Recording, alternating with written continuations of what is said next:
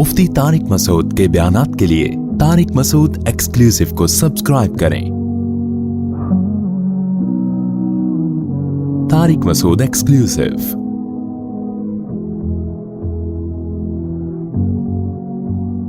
वयसअलूनका अनिर रूह कुल रूह मिन अम्रि रब्बी। सूरह बनी इसराइल का रुकू नंबर 9 और 15वें पारे का भी रुकू नंबर 9 और सूरह बनी इसराइल का रुकू नंबर 10 भी और 15वें पारे का भी रुकू नंबर 10। हम इन दोनों रुकू की तफसीर अब शुरू कर रहे हैं।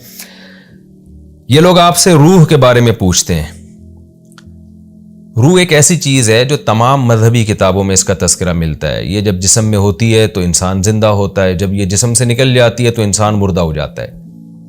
तो मुशरिकीन ने रसूलुल्लाह सल्लल्लाहु अलैहि वसल्लम से पूछा कि आप वाकई अगर अल्लाह के पैगंबर हैं तो रूह एक ऐसी चीज़ है जिसको अभी तक कोई एक्सप्लेन नहीं कर सका है। मुख्तलिफ मुफस्सिरीन के अक़वाल मिलते हैं। बाज़ ने कहा यहूदियों ने पूछा, बाज़ ने कहा फ़लाँ ने पूछा। हमें उससे गरज नहीं है, लेकिन एक कॉमन सवाल आप सल्लल्लाहु अलैहि वसल्लम से किया गया तो कुरान ने इसको वही बना के नाजिल कर दिया कि ये आपसे रूह के बारे में पूछते हैं, आप इनको बता दीजिए क़ुल रूह मिन अम्रि रब्बी। रूह मेरे रब का हुक्म है। अल्लाह का हुक्म बॉडी में होता है, आप जिंदा होते हैं। अल्लाह का हुक्म निकल जाता है, आप मर जाते हैं। तो अब सवाल पैदा होता है, भाई ये तो रूह को आपने सही तरह से एक्सप्लेन नहीं किया, डिफाइन नहीं किया। आप अगर अल्लाह के सच्चे पैगंबर हैं तो रूह को डिफाइन करें आप। उसका जवाब कुरान ने दिया, वमा ऊतीतुम मिनल इल्मी इल्ला कलीला। नहीं दिया गया तुम्हें इल्म मगर बहुत थोड़ा। तुम्हारे पास नॉलेज बहुत थोड़ी है। क्यों थोड़ी है? कि तुम्हारा दिमाग महदूद और इल्म हासिल करने की सलाहियत महदूद। तो महदूद सलाहियत वाला हर चीज नहीं समझ सकता।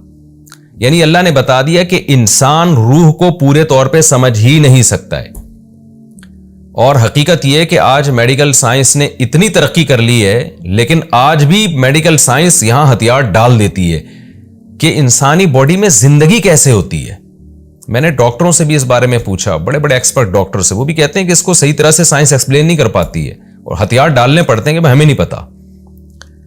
यानी वो कौन सी चीज है जिसकी वजह से हम चल रहे हैं, देख रहे हैं, बोल रहे हैं, महसूस कर रहे हैं चीजों को। ये एक अजीब ही खुदा की कुदरत है। ये आप देखें, बॉडी जब इंसान जब मर जाता है तो पूरी बॉडी ऐसे ही होती है। आप कह सकते हैं कि हार्ट बीट नहीं होती इसलिए उसमें एहसास नहीं होते। भाई आप मसनूई तरीके से उसका दिल भी चला दें, आप उसमें शऊर नहीं आता।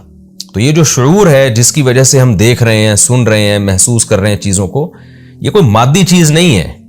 मादी चीज तो ये हाथ है, ये सर है, ये नाक है, ये आंख है, ये तो मादी चीज है। इसमें इसकी अज्जाए तरकीबी भी डॉक्टर बता देते हैं कि आपकी बॉडी में आयरन कितना है, पोटाशियम कितना है, मैग्नीशियम कितना है, सोडियम कितना है, और इसमें जनाब मिनरल्स और दूसरे मिनरल्स कितने हैं, और वाटर की मिकदार इसमें कितनी है। तो सारी चीजें तो मादी चीज है ना।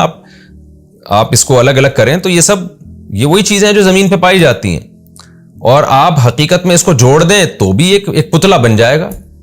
लेकिन क्या खुदा की कुदरत है कि मां के पेट में ऐसी जान पड़ती है बच्चे में कि उसमें शऊर पैदा हो जाता है। तो ये एक ऐसी चीज है जिसको कुरान ने बता दिया कि तुम्हें इल्म बहुत थोड़ा दिया गया है। तो तुम जिस पैगंबर से ये सवाल पूछ रहे हो वो भी बशर हैं। तो ये जरूरी नहीं कि अल्लाह ताला ने हर चीज का इल्म पैगंबर सल्लल्लाहु अलैहि वसल्लम को दिया हो, और ये भी जरूरी नहीं कि अगर किसी चीज का इल्म पैगंबर को दिया है तो वो तुम्हें भी दिया जाए, क्योंकि मेंटल लेवल तुम्हारा महदूद है। इसमें ऐसी चीज नहीं डाली जा सकती जो तुम्हारे मेंटल लेवल से ऊपर की चीज है। तो इसलिए इस सवाल का जवाब यह दिया गया कि तुम यहां जो है इसमें अकल के घोड़े दौड़ाना छोड़ दो, तुम्हारी अकल यहां तक पहुंच नहीं सकती। आगे अल्लाह फरमाते हैं, वला इन शिना लनज़हबन्न बिल्लज़ी औहयना इलैक। ऐन मुमकिन है रसूलुल्लाह सल्लल्लाहु अलैहि वसल्लम को इस पर एक रंज हुआ हो। ये बात मैंने किसी तफसीर में नहीं पढ़ी है, मैं अपने ज़ौक़ से ये बात कह रहा हूं कि अगली आयत और पिछली आयत का जो रब्त है, जो मुफस्सिरीन रब्त बयान करते हैं वो तो एक नॉर्मली एक रब्त है, लेकिन मेरे अपने ज़ौक़ से एक बात कि जब अल्लाह ताला ने नबी सल्लल्लाहु अलैहि वसल्लम को बताया कि आप और आपके मानने वाले रूह की हकीकत तक नहीं पहुंच सकते क्योंकि इंसानों को हमने इल्म बहुत थोड़ा दिया है, तो मुमकिन है रसूलुल्लाह सल्लल्लाहु अलैहि वसल्लम इस पे गमज़दा हुए हों कि मैं रूह को एक्सप्लेन नहीं कर पाता क्योंकि अल्लाह ने मुझे भी इल्म महदूद दिया है। तो अल्लाह ने आगे बताया कि ए मोहम्मद सल्लल्लाहु अलैहि वसल्लम, जितना इल्म अल्लाह ने आपको दिया है ना, अल्लाह चाहे वो भी छीन ले। अल्लाह को इख्तियार हासिल है। لہذا جو علم آپ کو ملا ہوا ہے اس پر بھی آپ اللہ کا شکر ادا کریں, اور وہ بھی عام لوگوں سے بہت زیادہ ہم نے علم دیا ہے. تو یہ اللہ کی دین ہے, اللہ کی فضل ہے, اللہ کا فضل ہے آپ کے اوپر. ہم چاہیں تو یہ علم بھی لے لیں آپ سے. تو جتنا علم اللہ نے آپ کو دیا یہ اللہ کی طرف سے آپ کو دیا گیا ہے, یہ انسان کا کمال نہیں ہے. ہم چاہیں تو یہ علم واپس بھی لے سکتے ہیں. تو اس لیے جب اللہ نے اپنے فضل سے آپ کو ایک علم دیا ہے تو آپ اس پر اللہ کا شکر ادا کریں, اور جس چیز کا علم اللہ نے آپ کو نہیں دیا اس پہ آپ رنجیدہ اور افسوس نہ کریں. آپ اس کی مثال ایسے ہے جیسے ایک شخص ہو جس کو کسی نے بہت ساری چیزیں لا کے گفٹ کر دی ہوں, کوئی چیز نہ ملی ہو, اس پہ وہ رنجیدہ ہو, تو ہم اسے کیا کہتے ہیں کہ بھئی یہ جو آپ کو یہ چیز ملی ہے یہ بھی آپ کی محنت سے نہیں ملی ہے, یہ بھی کسی نے آپ پر احسان کر کے آپ کو دی ہے. تو جو چیز آپ کو کسی کے احسان کی وجہ سے ملی ہے اس پہ تو آپ کو شکر ادا کرنا چاہیے. اس میں یہ دیکھنا کہ فلاں چیز کیوں نہیں ملی, فلاں چیز کیوں نہیں ملی, یہ اس کا موقع نہیں ہے. تو اللہ بھی اپنے حبیب صلی اللہ علیہ وسلم کو گویا کہ تسلی دے رہے ہیں کہ ہم نے جو آپ کو علوم عطا کیے ہیں, ہم چاہیں تو یہ علوم بھی آپ سے واپس لے لیں. تو انسان کو جتنا علم اللہ نے دیا اس پہ اس کا شکر ادا کرے, اور جو چیزیں اس کے مینٹل لیول سے اوپر کی ہیں ان چیزوں کا علم حاصل نہ ہونے کی وجہ سے غمزدہ نہ ہو, کیونکہ ہمیں تو جو بھی ملا ہے اللہ کی وجہ, اللہ نے ہمیں بھیک میں دیا ہے گویا کہ وہ. اس لیے آگے اللہ نے فرمایا وَلَئِن شِئْنَا لَنَذْهَبَنَّ, اے نبی اگر ہم چاہیں تو ہم لے جائیں بِالَّذِي أَوْحَيْنَا إِلَيْكَ, اس علم کو جو ہم آپ کی طرف وحی کر رہے ہیں. جتنا علم اللہ نے آپ کو دیا ہم اس کو سلب کر سکتے ہیں. سلب کرنے کی دو صورتیں ہوتی ہیں, آئندہ کے لیے وحی نازل ہونا بند ہو جائے, اور یہ بھی صورت ہو سکتی ہے کہ جو وحی نازل ہوئی ہے وہ جو علوم اللہ نے آپ کو دیے ہیں وہ سارے آپ کے ذہن سے اللہ تعالیٰ اجھل کر دیں. آگے اللہ نے فرمایا ثم لا تجد لك به علينا وکیلا, پھر اس علم پر آپ ہمارے لیے کوئی اپنا مددگار, اپنے لیے کوئی ہمارے خلاف مددگار بھی نہیں پائیں گے, کیونکہ اللہ سے بہرحال کون لڑ سکتا ہے, کون ہے جو اللہ سے وہ علوم چھین کے آپ کو واپس دے دے, یہ پاسبل نہیں ہے. الا رحمتا من ربک, یہ الا قرآن کا بہت جگہوں پر بڑا مزیدار ہوتا ہے. میں حرم میں نماز پڑھ رہا تھا, شیخ المعیقلی حرم کے امام ہیں, بڑی زبردست تلاوت کرتے ہیں. جب سورہ معارج پڑھ رہے تھے عشاء کی نماز میں پہنچا عمرے کی نیت سے, تو وہ سورہ معارج بڑی پیاری آواز میں پڑھتے ہیں, وہ بہت پیارا قرآن پڑھتے ہیں کہ ان الانسان خلق ہلوعا اذا مسہ الشر جزوعا واذا مسہ الخیر منوعا. اللہ تعالیٰ انسان کی شکایتیں بیان کر رہے ہیں کہ انسان بڑا جلد باز ہے, جب اسے مصیبت پہنچتی ہے صبر نہیں کرتا, چیخو پکار شروع کر دیتا ہے, اور جب اسے خوشی پہنچتی ہے تو شکر نہیں کرتا, اترانے لگتا ہے. اذا مسہ الشر جزوعا واذا مسہ الخیر منوعا, اور بخل کرنے لگتا ہے. الا المصلین, یہاں بھی الا ہے. اللہ فرماتے ہیں ہاں, الا کا مطلب آسان ترجمہ ہوگا ہاں, کچھ لوگ ہیں جو ایسے نہیں ہیں. المصلین, جو نمازیں قائم کرتے ہیں. والذین الا المصلین الذین هم علی صلاتهم یحافظون, جو اپنی نمازوں کی حفاظت کرتے ہیں. لاماناتهم وعہدهم راعون, اپنی امانتوں اور معاہدوں کی پابندیاں کرتے ہیں. یعنی جو اچھے لوگوں کی صفات ہیں جن میں یہ صفات پائی جائیں گی وہ ایسے نہیں ہوں گے. تو اکثر جگہ قرآن کا جو اللہ ہے نا وہ ایک تلوار کی طرح ہوتا ہے کہ اللہ, کچھ لوگ ایسے ہیں, یعنی اللہ تعالیٰ گویا ٹاپک کو بالکل چینج کر رہے ہوتے ہیں. یہاں بھی ایسا ہے, علماء لکھتے ہیں کہ جب رسول اللہ صلی اللہ علیہ وسلم پر یہ آیات نازل ہوئی ہوں گی تو آپ صلی اللہ علیہ وسلم کا دل کیسے ہل گیا ہوگا کہ اللہ ایک گویا کہ ایک طرح کی صورتاً تو یہ دھمکی ہے کہ اگر ہم چاہیں تو جو علم اے محمد صلی اللہ علیہ وسلم, جو علوم ہم نے آپ کو دیے ہیں ایک سیکنڈ میں سارے ختم کر دیں ہم. تو علماء کہتے ہیں آپ صلی اللہ علیہ وسلم کا دل کیسا دہل گیا ہوگا یہ آیت سن کے کہ بھئی اللہ تو بڑا مستغنی ہے, وہ تو سیکنڈوں میں مجھ سے سارے علوم چھین سکتا ہے. اور پیغمبر کے دل میں جو قدر ہوتی ہے نا جس نعمت کی, سب سے زیادہ وہ ہے علم. ایک کروڑ پتی ارب پتی آدمی ہو جو پیسے پہ بڑا مرتا ہو, ہر وقت دولت کی فکر میں لگا رہتا ہو, اسے سب سے بڑا کھٹکا یہ ہوتا ہے کہ مجھ سے دولت چھن نہ جائے. ایسے موقع پہ حکومت, کوئی پاورفل ریاست اس سے آ کے کہے یا بادشاہ اس سے آ کے کہے کہ میں چاہوں تو سیکنڈوں میں تمہاری دولت تم سے چھین لوں, تو آپ سوچئے جو سیٹ جس کے دل میں پیسے کی محبت ہے وہ ویسے ہی ہر وقت ڈرا رہتا تھا جیسے کہ دولت مند لوگ ڈرتے ہیں. جس چیز سے انسان کو محبت ہوتی ہے نا اس کے بارے میں خوف ہوتا ہے کہ چھن نہ جائے. تو وہ پہلے ہی ڈرا بیٹھا تھا کہ یار یہ کہیں اتنی بڑی نعمت مجھ سے چھن نہ جائے, اوپر سے ایک بادشاہ یہ پیغام بھجوا دے کہ میں جب چاہوں تم سے چھین لوں، یہ سب میرے اختیارات میں ہے، تو کیسا ڈر جائے گا کیا، اور وہ تو یعنی اور زیادہ ڈپریشن میں چلا جائے گا۔ تو پیغمبروں کی نظر میں جو سب سے بڑی اور ویلیویبل نعمت ہے نا وہ علم ہے۔ پیغمبر دولت پہ نہیں مرتے، وہ تو دنیا کو مسافر خانہ سمجھتے ہیں۔ تو سوچئے جب رسول اللہ صلی اللہ علیہ وسلم کو اللہ نے یہ آیت سنائی اور آپ پر یہ آیت نازل کی کہ اے محمد صلی اللہ علیہ وسلم، اگر ہم چاہیں تو سیکنڈوں کے اندر یہ سارے علوم آپ سے چھین لیں، اور پھر آپ کوئی مددگار بھی نہیں پائیں گے اپنا جو ہم سے یہ علوم لے کر آپ کو دے دے۔ تو کیسی بجلی گری ہوگی سید الانبیاء صلی اللہ علیہ وسلم کے دل پر۔ اس لیے اللہ نے اللہ کی تلوار چلا دی کہ اے محمد آپ غم نہ کیجئے، الا رحمتا من ربک، ہاں تیرے رب کی رحمت، ان فضلہ کان علیک کبیرا، واقعی اس کا فضل تیرے اوپر بہت زیادہ ہے۔ کیا مطلب؟ جس پر اتنا زیادہ فضل ہو اور تیرے رب کی رحمتیں بھی ہوں تو وہ پھر علوم دینے کے بعد چھینتا نہیں ہے۔ تو علماء کہتے ہیں اس اللہ کی تلوار جو چلی ہے نا، اس سے سید الانبیاء صلی اللہ علیہ وسلم کو تسلی حاصل ہوئی ہے کہ میرا رب مجھ سے چھینے گا نہیں ہے، کیونکہ اللہ نے کہہ دیا اللہ رحمتا من ربک، تیرے رب کی رحمت، ہاں اگر تیرے رب کی رحمت ہو تو پھر یہ نہیں ہوگا۔ اور اگلی آیت میں بتا دیا کہ رحمت ہوگی، کیوں؟ ان فضلہ کان علیک کبیرا، اے محمد صلی اللہ علیہ وسلم بے شک اس رب کا فضل تیرے اوپر کبیرہ بہت زیادہ ہے۔ تو جب جس پر بہت زیادہ فضل ہوتا ہے اس سے اللہ نعمتیں چھینتا نہیں ہے۔ آگے اللہ فرما رہے ہیں قل ان اجتمعت الانس، اے نبی آپ ان سے کہہ دیجئے، اب جو اللہ نے آپ صلی اللہ علیہ وسلم کو علوم دیے، ان علوم میں قرآن تو سب سے بڑا علم ہے، اور آپ صلی اللہ علیہ وسلم کے نبی ہونے کی بہت بڑی دلیل ہے۔ تو مشرکین، آپ کو پتہ ہے نا پچھلے سے پچھلے رکوع میں کیا وہ تانے دیا کرتے تھے مشرکین، کہ آپ صلی اللہ علیہ وسلم کی نبوت پر اعتراض کیا کرتے تھے، جیسے سورہ بنی اسرائیل میں آیا کہ ان تتبعون الا رجلا مسحورا، تم تو ایک معاذ اللہ ایسے شخص کی اتباع کر رہے ہو جس پہ جادو ہو گیا ہے۔ تو اس طرح کی باتیں کرتے تھے۔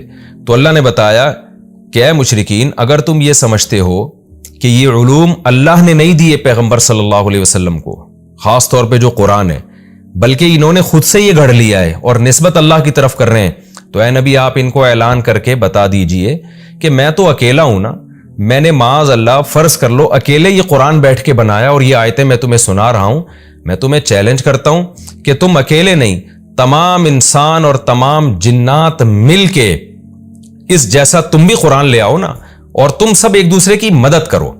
ایک تو یہ ہوتا ہے نا کہ سارے اپنے طور پہ بیٹھ کے آیتیں بنانا شروع کر دیں، تو کوئی نہ کوئی تو ممکن ہے نکال کے لے آئے ایسی آیتیں۔ بھی سارے شعراء، سارے خطیب جب بیٹھیں گے کہ بھئی ہم بھی ایسا مضمون بنانے کی کوشش کرتے ہیں جس کا انداز بیان ایسا ہو اور اس کے مضامین ایسے ہوں، تو ہزاروں لوگ جب مل کے کام کرتے ہیں تو کوئی نہ کوئی تو کامیاب ہو جاتا ہے نا۔ تو اللہ کہتے ہیں یہ طریقہ بھی اختیار کرو، اور اگر اس میں ناکام ہو جاؤ، کوئی بھی اس جیسا قرآن نہ لا سکے، تو پھر سب مل کے کوشش کرو کہ بھئی ہم ایک دوسرے کو مشورہ دیتے ہیں کہ ایک آیت بناؤ، اور پھر بڑے بڑے فصیح اور بلیغ شعراء کو لے کر آؤ، خطیبوں کو لے کر آؤ، ان سے کہو کہ بھئی اس آیت میں بتائیں کہ کیا ہم چینجنگ کریں کہ یہ ایسی بلیغ بن جائے جیسے قرآن کی آیت ہے، اور یہ جملہ، یہ سینٹنس آپ بتائیے، ایسا مضمون ہم پیش کریں لوگوں کے سامنے۔ تو سارے خطیب مل کے جو ہے نا، جیسے اس کی مثال ایسے ہے نا، جیسے آپ کوئی بہت بہترین مضمون لکھتے ہیں، میں نے ایک ٹاپک دے دیا کہ بھئی یہ ایک ٹاپک ہے، 1000 طلبہ کو میں نے ذمہ لگا دیا کہ سب اس ٹاپک پر بہت اچھا لکھیں، تو ظاہر ہے ان ہزاروں میں ایک تو ایسا ہوگا نا جو سب سے اچھا ہوگا، تو وہ کتنا اچھا ہوگا۔ تو ایک طریقہ تو یہ ہے چیلنج کا، لیکن قرآن کہہ رہا ہے کہ تم ہزاروں مل کے بھی کرو گے نا تو پھر بھی اتنا اچھا نہیں بنا سکتے جیسا قرآن ہے۔ اور ایک طریقہ یہ، میں ایک ٹاپک دیتا ہوں اور 1000 طلبہ کے ذمہ لگاتا ہوں کہ تم سب مل کے ایک ٹاپک لکھو، لہذا جو الگ الگ ٹاپک پر جب تم نے مضمون لکھا ہے تو سب ایک دوسرے کو سے کریکشن کرواؤ، اور کریکشن کر کے بلاغت کی انتہا تک پہنچا کے ایک مضمون لے کر آؤ، تو سارے مل کے بھی ایک مضمون ایسا نہ بنا سکیں، تو سوچئے کہ پھر یہ چیلنج کتنا بڑا چیلنج ہوگا۔ یعنی سب مل کے آپس میں بیٹھ کے مشورہ کریں، بھئی یہ جو ہم نے اس ٹاپک پر جو مضمون لکھا ہے، دوسرا کہے اس میں یہ خرابی ہے، اس جملے کو یوں کر لو تو زیادہ بہتر ہو جائے گا، سب کے مشورے شامل ہو کے بھی ایک ایسا مضمون نہ لکھا جا سکے تو یہ کتنی بڑی شکست ہوگی۔ تو قرآن دونوں طرح کے چیلنج یہاں پیش کر رہا ہے۔ قل اے نبی ان سے کہہ دیجئے لئن اجتمعت الانس والجن علی ان یأتوا بمثل هذا القرآن، اگر جمع ہو جائیں انسان اور جنات علی اس بات پر ان یأتوا بمثل هذا القرآن کہ اس جیسا قرآن لے کر آ جائیں، یعنی کتاب لے کر آ جائیں، لا یأتون بمثلہ تو نہیں لا سکتے۔ یہ بھی عجیب بلاغت ہے قرآن کی۔ ایک تو آپ جب کسی کو چیلنج کرتے ہیں تو چیلنج کا ایک طریقہ یہ ہوتا ہے کہ آپ اس کو چیلنج دے دیتے ہیں کہ تم کر کے دکھاؤ، اگر تم نے کر لیا تو ہم ہار مان جائیں گے، اور اگر نہیں کر سکے تو مان لینا کہ بھئی ہم جیتے تم ہارے۔ لیکن ایک چیلنج وہ ہوتا ہے خبر دی جاتی ہے کہ ہم پہلے سے بتا رہے ہیں کہ یہ پاسبل نہیں ہے۔ جب آپ کو اپنی فتح کا 100% یقین ہوتا ہے نا، تو پھر آپ کے چیلنج کا اسٹائل اور انداز یہ ہوتا ہے کہ بھئی میں تمہیں چیلنج کر رہا ہوں اور میں تمہیں پہلے بتا دوں کہ 100% ہارنا تم ہی نے ہے۔ تو قرآن کا یہ دوسرا انداز ہے، قرآن خبر دے رہا ہے، چیلنج کے انداز نہیں کر رہا کہ تم بھی کرو ہم بھی کرتے ہیں، ہم تو لا رہے ہیں تم بھی لے کر آؤ تو دیکھتے ہیں ایسا پاسبل ہے یا نہیں ہے، اگر پاسبل نہیں ہے تو مان لینا، پاسبل ہو گیا تو نہ ماننا۔ قرآن خبر دے رہا ہے لا یاتون بمثلہ، اے نبی آپ ان کو خبر دے دیئے کہ یہ پاسبل ہی نہیں ہے۔ وَلَوْ كَانَ بَعْضُهُمْ لِبَعْضٍ ظَهِيرًا، یہ انفرادی طور پر یہ محنت کریں یا ایک دوسرے کے ساتھ مددگار بن جائیں تو بھی ممکن نہیں ہے یہ۔ وَلَقَدْ صَرَّفْنَا لِلنَّاسِ فِي هَذَا الْقُرْآنِ، اے اللہ یہ چیلنج تو قرآن میں کئی بار دے چکا ہے، اور جو آیتیں تو پیش کر رہا ہے جس طرح سے، یہ آیتیں تو بار بار درس میں آ رہی ہیں، تو اس کا قرآن نے جواب دیا البتہ تحقیق ہم نے لوگوں کے لیے، انسانوں کے لیے اس قرآن میں آیتوں کو پھیر پھیر کے بیان کیا ہے۔ پھیر پھیر کا مطلب مختلف انداز سے انہی مضامین میں تکرار کی ہے، اس کو ریپیٹ کیا ہے تاکہ لوگوں کی سمجھ میں بات آئے، تاکہ لوگ اس پر ایمان لے کر آئیں۔ لیکن اللہ فرماتے ہیں من کلی مثل، ہر طرح سے کی مثالوں کو ہم نے بار بار ریپیٹ کیا ہے مختلف انداز سے۔ صرفنا کا معنی ہوتا ہے مختلف انداز سے پھیر پھیر کے بیان کرنا۔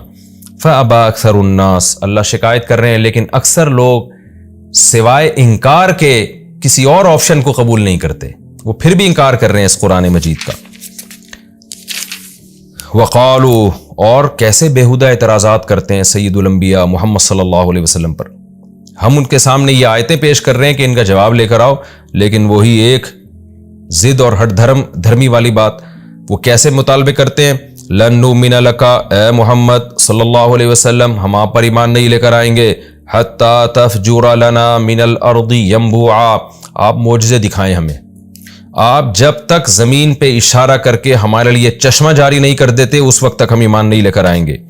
یا پھر ایک اور کام کریں آپ، او تکون لک جنہ، آپ کے لیے ایک باغ ہو، آپ تو مسکین ہیں، غریب ہیں، پیون زدہ کپڑے پہنتے ہیں، گھر میں 40 دن آپ کے چولہا نہیں جلتا، تو آپ کے لیے ایک باغ ہونا چاہیے، اشارہ کریں باغ پیدا ہو جائے، من نخیل کھجور کا، وعنب انگوروں کا۔ عرب میں سب سے زیادہ مرغوب پھل جو تھے وہ کھجور اور انگور تھے، بہت زیادہ کھایا بھی کرتے تھے، انگور پیدا ہوتا تھا طائف میں اور کھجور تو پورے عرب میں ہی پیدا ہوتا تھا۔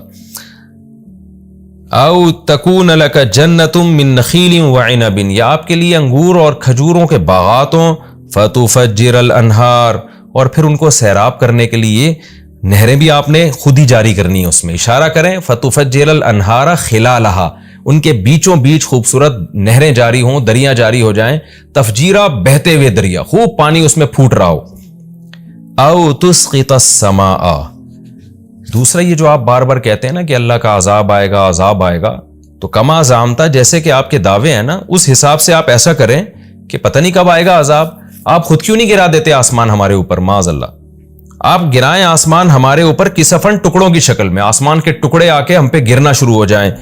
او تاتی باللہ، یا جس اللہ کی آپ بات کرتے وہ تو ہمیں نظر ہی نہیں آتا، اس کو تو ہم نے دیکھا نہیں ہے۔ او تاتی باللہ، آپ لے آئیں اس اللہ کو، والملائکتی، اور فرشتوں کی بات کرتے ہو آپ، وہ بھی ہمیں نظر نہیں آتے، قبیلہ ہمارے سامنے لا کے دکھائیں آپ۔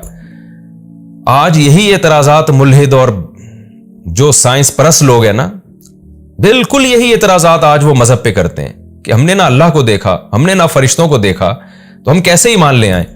قرآن نے ان تمام باتوں کا کیا جواب دیا؟ وما اوتیتم من العلم الا قلیلا، کہ آج بھی انسان کو نا اپنی سائنسی ترقی پہ بہت ناز ہے، جو کائنات میں جتنا علم ہے نا، انسان اس کے 0.00001% تک بھی نہیں پہنچا ہے، لیکن اتنے تھوڑے علم پہ تکبر اتنا ہے کہ خدا کی آنکھوں میں آنکھیں ڈال کے بات کر رہا ہے اور اپنے بنانے والے کا اور اس کے پیغمبروں کا انکار کر رہا ہے اور ان سچے پیغمبروں کی باتوں کا انکار کر رہا ہے۔ تو یہ جیسے پہلے مشرکین کا جو انداز تھا، آج بھی وہی انداز ہے آج کے ملحدین کا۔ اللہ کہتا ہے او یکون لک بیت من زخرف، یا ایک اور بات ہم آپ سے چاہتے ہیں کہ آپ کے لیے ایک گھر ہو سونے کا۔ آپ تو بھائی اللہ کے لاڈلے ہو نا، آپ کہتے ہو میں اللہ کا لاڈلا پیغمبر ہوں، تو یہ غربت میں کیوں آپ کا وقت گزر رہا ہے؟ سونے کے آپ کے پاس محلات ہونے چاہیے۔ او ترقی فی السماء، دوسرا یہ کہ آپ کے تو اللہ سے اتنے تعلقات ہیں اور آپ اللہ کے محبوب ہو، اور ظاہر ہے جب آپ پیغمبر ہو تو آپ کے پاس تو بڑی طاقتیں ہوں گی، تو آپ آسمان پہ کیوں نہیں چلے جاتے؟ ہمارے سامنے آپ جائیں، آسمان کو چھو کے آئیں۔ وَلَن نُؤْمِنَ لِرُقِيِّكَ، اور پھر بطور مذاق کے یہ بھی کہتے تھے کہ اے محمد صلی اللہ علیہ وسلم، یہ نہ سمجھنا کہ آپ آسمان پہ چلے گئے اور نیچے آ گئے تو ہم مان جائیں گے، کیونکہ معراج پہ تو نبی نے دعویٰ کیا تھا نا میں آسمان سے ہو کے آیا ہوں، تو یہ نہ سمجھ لینا کہ آپ چلے گئے اور نیچے آ گئے تو ہم مان لیں گے، نہ نہ نہ نہ، حتیٰ تنزل علینا کتابا، ہم اس وقت تک نہیں مانیں گے جب تک آپ ہمارے اوپر ایک کتاب لے کر نہ آئیں، نقرأہ، جس کو ہم پڑھیں، اپنی آنکھوں سے دیکھیں۔ اس کتاب سے یا تو قرآن مراد ہو سکتا ہے کہ جبریل کیوں لے کر آ رہے ہیں، آپ آسمان پہ جاؤ، اللہ آپ کو کتاب دے، ہم دیکھیں لے کر آ رہے ہیں اور پھر لے کر آئیں تو ہم پھر مانیں گے واقعی اللہ نے دی آپ کو۔ یہ تو آپ پہ جبریل آ رہا ہے، نہ جبریل ہمیں نظر آتا ہے نہ وہی ہمیں نظر آتی ہے۔ اور دوسرا، اس کتاب کا مطلب دستاویز ہو سکتی ہے کہ آپ آسمان پہ جائیں تو خدا کی طرف سے کوئی سرٹیفکیٹ ملے، آپ کو دستاویز ہو جس پہ اللہ کے سائن ہو، جیسے عربوں میں عادت تھی مہر ہو، ہمیں یقین آ جائے کہ واقعی آپ اللہ سے ملاقات کر کے آ رہے ہو۔ تو ورنہ ایسا نہ ہو نظر کا دھوکہ ہوگا، پھر تو یہ ہو سکتا ہے نظر کا دھوکہ ہو جائے ہمیں۔ تو ایسے جائیں اور ہمارے سامنے یہ سب چیزیں لے کر آئیں۔ تو ہمارے نبی کو اللہ حکم دے رہا ہے کہ ان سب باتوں کا ایک جواب دیں۔ آپ کیسے آرے چلتے ہوں گے رسول اللہ صلی اللہ علیہ وسلم کے دل پہ جب ایسے بیہودہ اعتراضات ہوتے ہوں گے، اور نبی کا ویژن کتنا کلیئر، جب ایسے مطالبے کیے گئے ایک ہی بات کہ میں بشر ہوں، میں انسان ہوں، میں پیغمبر ہوں، میں اللہ کا پیغام تم تک لے کر آیا ہوں، میں نے خدا ہونے کا دعویٰ تھوڑی کیا ہے۔ تو قل، اے نبی ان سے کہہ دیجئے، سبحان ربی، میرا رب ہر عیب سے پاک ہے، میں یہ سارے کام کرنے لگوں تو تم تو مجھے کو خدا بنا لو گے، میں تو انسانوں کو خدا سے ملانے آیا ہوں، نہ کہ خدائی کا دعویٰ کرنے آیا ہوں۔ تو سبحان ربی، میرا رب ہر عیب سے پاک ہے، میں اس کے فضائل سنانے کے لیے آیا ہوں، اس کی توحید بیان کرنے کے لیے، اس کی طاقت قدرت بیان کرنے کے لیے آیا ہوں۔